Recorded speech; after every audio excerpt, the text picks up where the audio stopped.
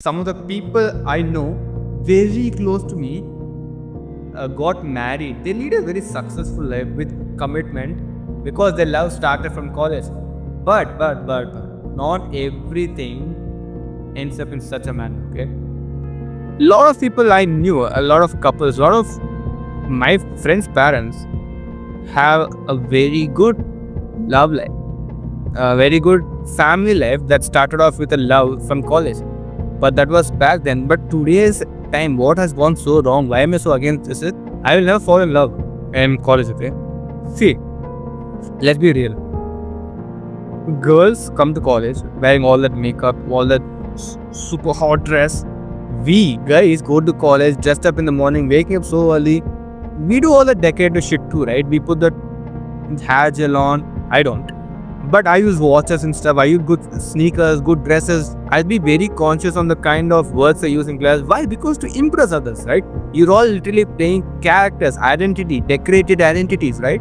So even if I manage to impress someone, they're just impressed by that decorated identity. If a girl's liking me for something that I'm doing, if a girl likes me for the way I look at class, for the way I speak in class, this is just a character that I'm playing. The same goes to me. I know it. If I like something, if I like some girl in class, I am just falling for the character she's playing, man. She does not look the same way she looks now when she's going to bed. You never know how a guy looks when he's going to bed, right? He might be wearing some fucking dirty vest because it's his home. He might be wearing some skimpy shorts, scratching his balls because he feels an itch during the sleep. That's disgusting as fuck. But that's not how we behave in class. Let's all behave like grown-up men here, okay? Let's be realistic. I'm documenting my entire journey. So let's talk some real stuff.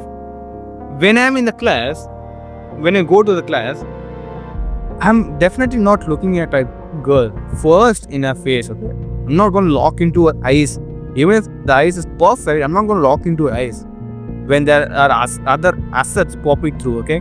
And let's be real, the girls know it too. When they're wearing that perfect crop top that shows off that midriff, when they wear that pants so high, so that I don't want to be vulgar, but then you know what I'm talking about, right? I just don't want to say it. So when there are other assets popping too, the girls know that the guys are not looking at her face the very moment. Okay? They just know it. When she's wearing such tight clothes intentionally, she's fucking 19 and 20-year-old. She's not a child. She knows what she's doing. So let's not be ashamed of what you do here, because even if you're ashamed, that's what we literally are doing. Okay, and I can tell you, tomorrow I go to class and if there's some girl who's wearing some tight ass clothes, showing off her body, the face is not the first thing that I'm gonna look at. Okay, not just me, but any guy to that matter. No matter how much of a good guy are you, you'd know, I know, all the guys know, probably the girls know too. You're not looking at the face first. It's such a vulnerable age, such a vulnerable state of life. When you can't take care of yourself, you literally need your parents to feed you, to send you to college, to pay your fucking bills, to pay your fucking college fees. You really can't promise anyone anything. And this commitment that you're accepting to is so fragile that most of the time it will break before it actually builds completely. So the problem is, you feel, okay, I love this girl in college. It didn't work out. We both to a clean exit. See, most of the time it's not a clean exit. But let's say you were very lucky. The girl was mutually not interested. She understood the point that you can't continue. You both took a mutual exit. Now this becomes the new normal. That is the problem. This becomes the new normal, man.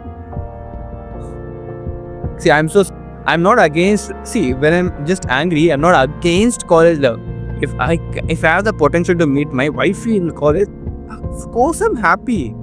There are some cute girls in the class. I'm just not committing to them because I know the probability of this commitment for lasting long enough is not the right thing. There is no probability of this. There is no proper signal that this will carry long enough.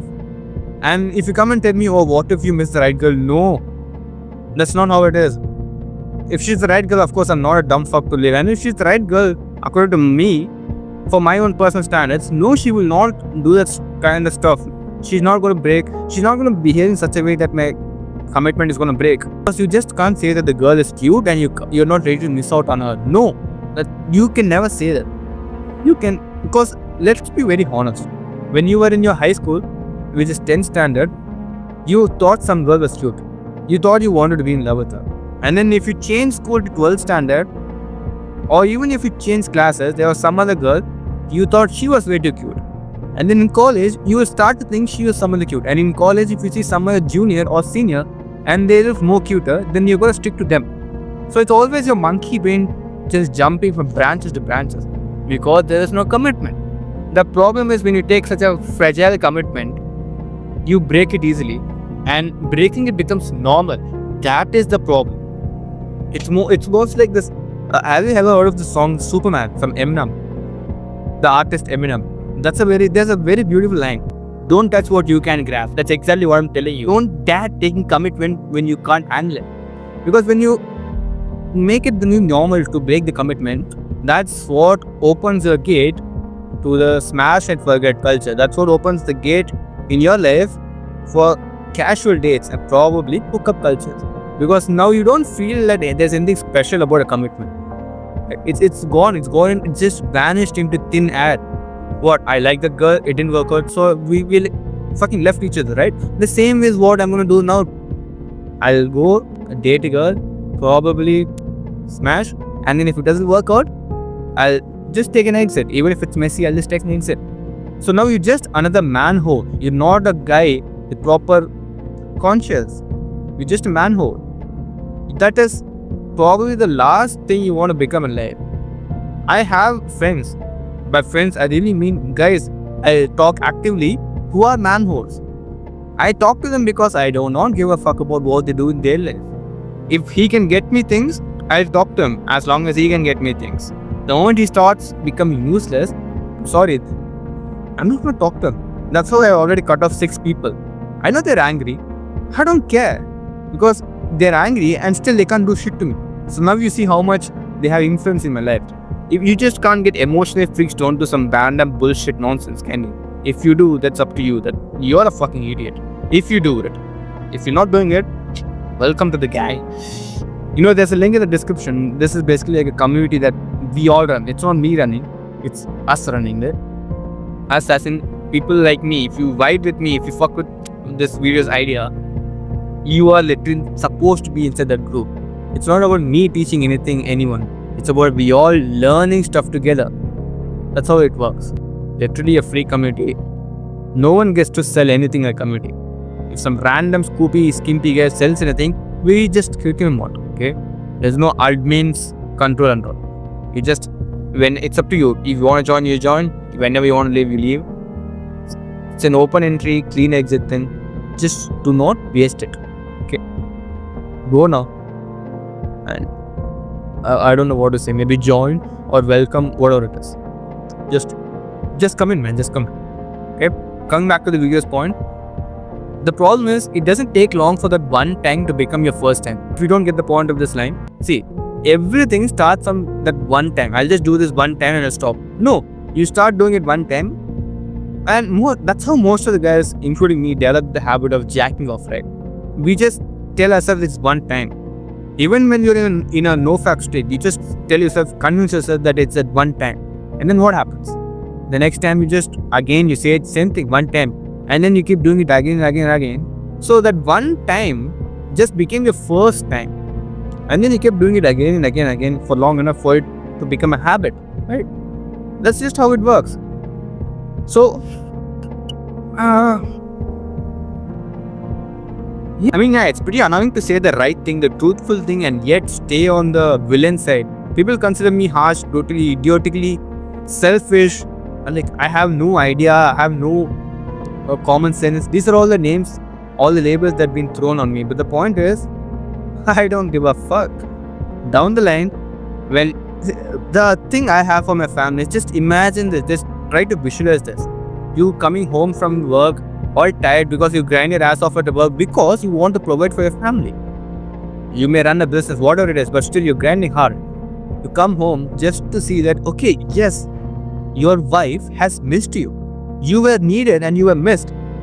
Your kids are happy when you get home. You have a son, a daughter, probably both. And your daughter just comes up to you. She's so young, she can barely walk, she can barely talk. She just babbles most of the time and she just comes up to you. The moment you enter the house, she's so happy, she's squeaking all around, she's making noises. She just lifts her hands up in the air, looking at you as if she's almost cutely ordering you to scoop her up. How beautiful is this life? Yet, you want to get to this point after going through all the dog shit. Or no, sorry. That's not how I'm supposed to say it. I'm so sorry. That's exactly not how I'm supposed to say it. You want to come to this point after doing all this degenerate stuff, even when you knew that you're not supposed to do that to come to this point. Then you can take hacks, you can get to this point, but then you fail at it.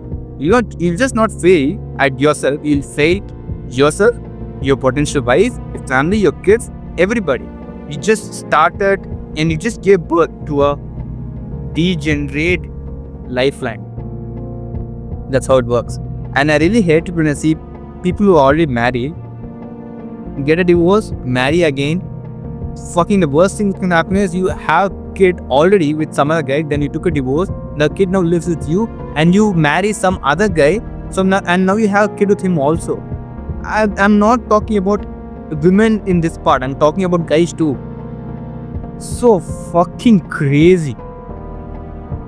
I'm not just gonna throw medium harsh labels like degenerate and stuff.